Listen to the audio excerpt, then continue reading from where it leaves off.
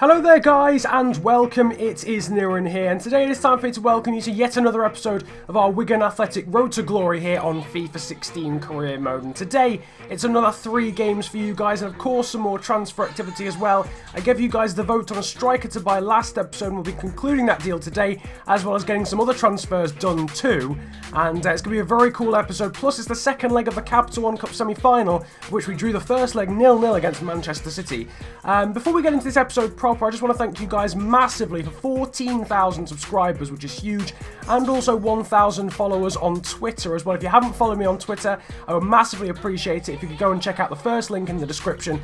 That'll be my Twitter. Go and follow me so you know what's happening when I'm not uploading. But nevertheless, moving on to this episode, the first thing you saw is the fact that Lee Nichols has been sold to Leeds. He's our backup goalkeeper. He wanted to leave, but moving on to players that are coming into the squad, and Dimitri Oberlin is not going to be one of them, because in the votes you guys decided that you did not want to see the Red Bull Salzburg striker sign, nor did you want to see Nicky Ayose come in from Swindon Town. You guys chose Kemar Roof from Oxford United, the £750,000 deal that included Craig Davies, our unused striker, going in the opposite direction, and we have officially signed League 2 Kemar Roof from Oxford United. He's basically the best player in the lower division. I suppose it makes sense for a team in that division to sign him, I guess. But as you can see here is his attributes and overall in the background. Fairly pacey player, good agility as well as decent vision and stamina as well, which is nice. Means he won't get tired too often, and we'll perhaps train him a little bit. He's got about 74 potential, which is quite nice. But moving straight on to more transfer activity, we've made another signing in this transfer window. Now we're looking at a pre-contract agreement signing, and we're looking at a winger. Think of the signing that we're about to make as the replacement for Haris Vučkić, because we've got 2 wingers in the squad at the moment that are only on loan. That means that when we get into Season 2, they're going to go back. Conor McElhenney and Haris Vučkić are not at Wigan permanently, so they will leave when this season is over. Therefore, if we get a pre-contract agreement winger who's a backup winger, they probably won't play that often in Season 2.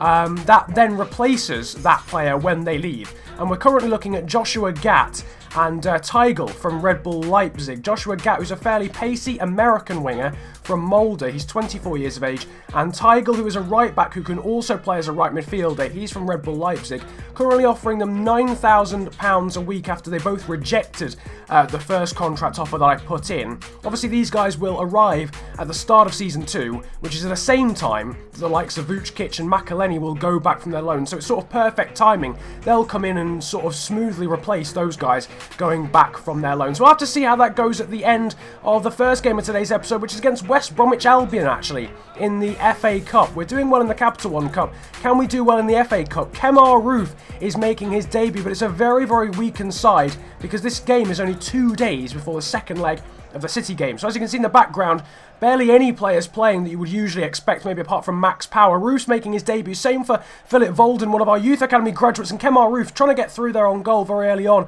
But some good defending from West Bromwich Albion stopping him there. David Perkins, though, now set away by Kemar Roof, and a wonderful save from Ben Foster to deny Perkins on the one-on-one. But after just 13 minutes, this would be a key feature of the game. West Brom were so incredibly negative. To say they were playing against the League One side, it was incredible. Passing it around the back. They did go forward with 5 minutes of the half to go. Callum McManaman skipping away from the challenge of Craig Morgan, and the save being forced by Jussi Jääskeläinen from the first header, but it went in at the second attempt. Solomon Rondon scoring and giving West Brom a 1-0 lead after they literally passed the ball around the back for the whole game. Stupidly, I accidentally left this game on Legendary, and you could tell, because the AI was so negative, it was quite painful, though Johnny Evans should have made it 2-0 on the edge of half-time. Jussi Jääskeläinen just flapping at the ball, coming in from the corner. To be fair, West Brom did go forward in the second half. Sessegnon played forward by McLean, but a wonderful save from Jääskeläinen to make up for that poor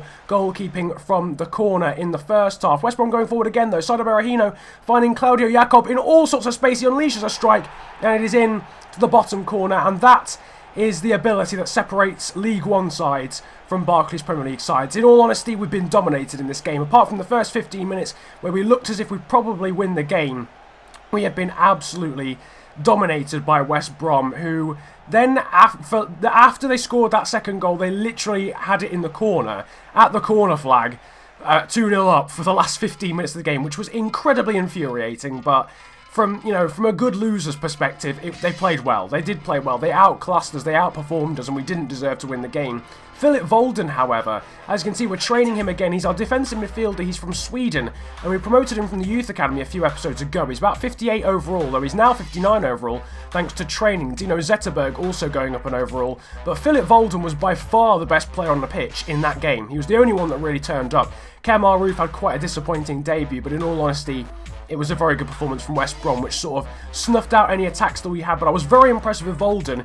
You'll see more of him, I'm sure, in this career mode save to come, but you'll see a lot more of this man as well, Joshua Gatt, who we're going to sign on a pre-contract agreement. We sign him for free. He's about 66 overall. He will literally be Haris Vučkić next season, and Conor McElhenney. He'll probably appear in like a third of the games next season. It's not really a massive signing, but it's a good depth signing, and he also provides a lot of pace as well. He'll be a bit like Nathan Dyer was in Leicester career mode in Season 1, someone you can bring off the bench and provide a lot of pace towards the end of the game. He also has 4-star skill moves as well, and that continues with our Scandinavian theme when it comes to recruitment. But anyway, now time for the second game of today's episode against Manchester City. We drew 0-0 with them at the Etihad in the reverse fixture, which was a pretty good result actually, as it so happens. So now we go back to the DW Stadium for the second leg of this semi-final, looking to try and win the game. We're back down to world class, which is where we are in Leicester career mode for this one, as we played the first game of the episode on Legendary. There you can see a squad in the background. It is literally the main squad,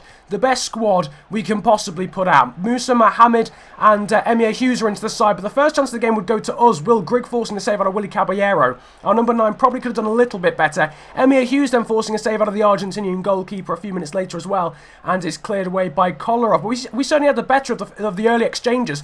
Vilcek there being found by Sam Morsey, cutting inside, and he finds the back of the net.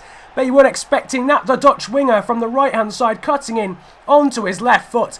And what a goal that is after just 24 minutes to give us the lead in this one. And it's been coming. We've definitely been on top at the start of this game. And we are 1-0 up quite rightly. Sam Morsey's now been found by Will Grigg. Sees Vilcek on the overlap again. Tries to cut it back there for Emir Hughes, but it's straight at Caballero, unfortunately. And we are unable to make it 2. But now Man City going forward, Wilfred Bonney. And the shot somehow goes wide. He was also taken down the build-up. Lucky not to give away a penalty. Lucky not to give away a goal. But now into the second half, Vilcek cutting past Kolarov, then past Mangala. Can he score? Yes, he can. What an incredible solo goal to double our lead and double Vilcek's tally. We lead 2-0 against Manchester City in the final of the Capital One Cup.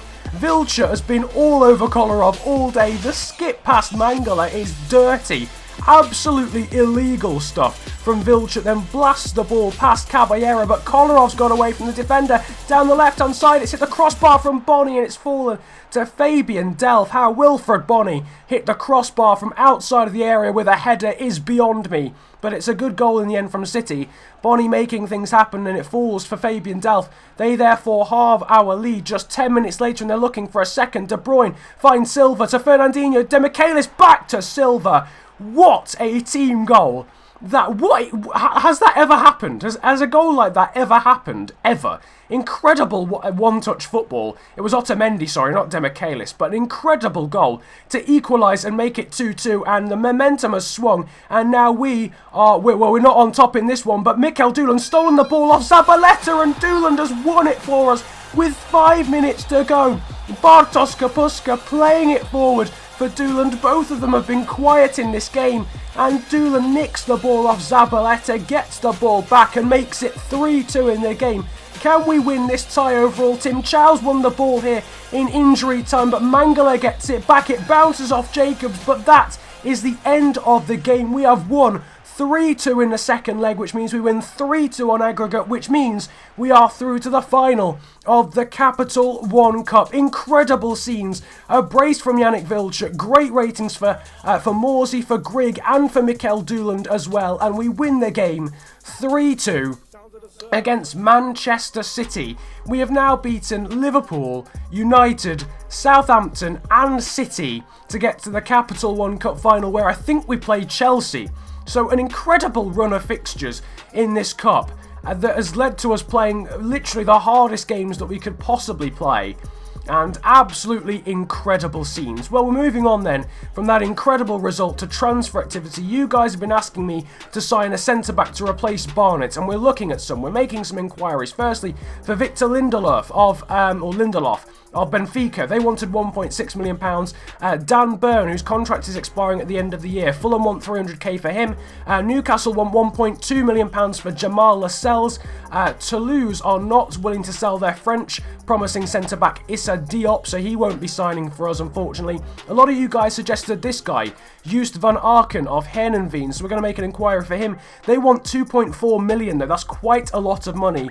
And Inverness are asking for £925,000 for Josh Meekings, who is a young Scottish centre-back. So those are our targets for the immediate future. The first player that we're going to look at is Jamal Lascelles, who's been performing fantastically in real life for Newcastle recently, but he's still fairly low rated, and in terms of his price, it's fairly low on this game. So we're going to offer 600k plus Barnett, who's worth 800k.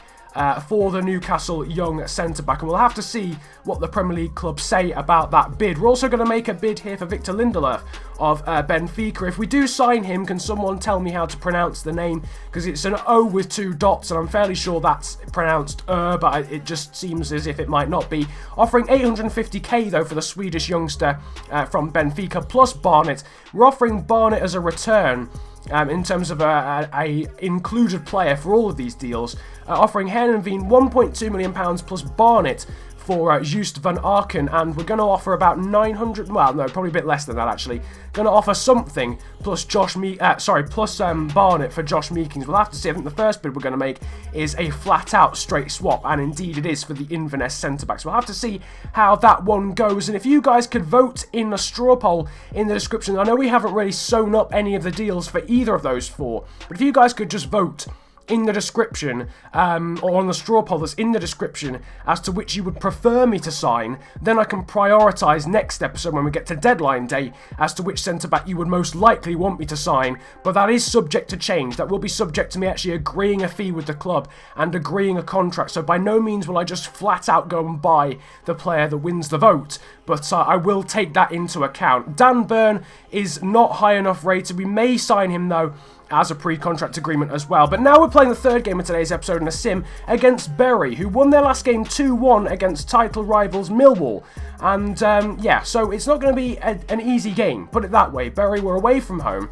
They beat a good side in Millwall. I think they beat us in the league, or drew with us in the league. They're a very good side. So this will be a difficult game, and it proves that way after just 23 minutes with Jacob Mellis scoring for Bury. But Bartosz Kapuska actually equalises just before the break to make it 1-1 after that 39th minute goal. And as you can see, Yannick Wilshere actually puts us in the lead of the game. So actually coming back from behind at the moment. Going into the last 10 minutes, can we hold on to the result? Yes, we can. After 90 minutes, we beat Bury away from home in League One. So in our only league game of the episode, we take yet another win, which leaves the table as follows. We are on 65 points with the second team, Barnsley, on 47. Not fantastic at maths, but I do believe we have an 18-point lead over Barnsley, which is insane. 6 wins we have in hand. 33 goal difference after 27 games is incredible. Barnsley, though, in second. Millwall, Southend, and some others. I don't even know who else was in there in the playoff places. But a very good episode as far as the league's concerned. Unfortunately, out of the FA Cup, but now into the final of the Capital One Cup. We've signed Kemar Roof. We've signed Joshua Gatt on a pre-contract agreement. I hope you guys like those transfers, and I'll need you guys to vote on the centre-back that we sign next episode, because next time out we're on deadline day. And we need to sign a centre-back to replace Barnett because you guys don't want me to play him anymore. So I need you guys to vote on which player you would prefer me to buy. But as I said earlier, as I explained, no deal is in place, so that is subject to slight change, but I will try my best to buy the player that wins the vote. Nevertheless, if you have enjoyed today's video, feel free to hit the likes button, subscribe if you're new around here as well, and comment about enjoying the video if you enjoyed it that much. Thank you guys ever so much for 14,000 subscribers as well, a mad achievement, so you guys are just gods. Thank you so much. Thank you for 1,000 followers, and as I said at the start of the episode, if you don't follow me on Twitter, make sure you do that as well. But nevertheless, it has been a pleasure ranting at you guys today. Have a good day, enjoy yourselves, and goodbye. No, that's not me.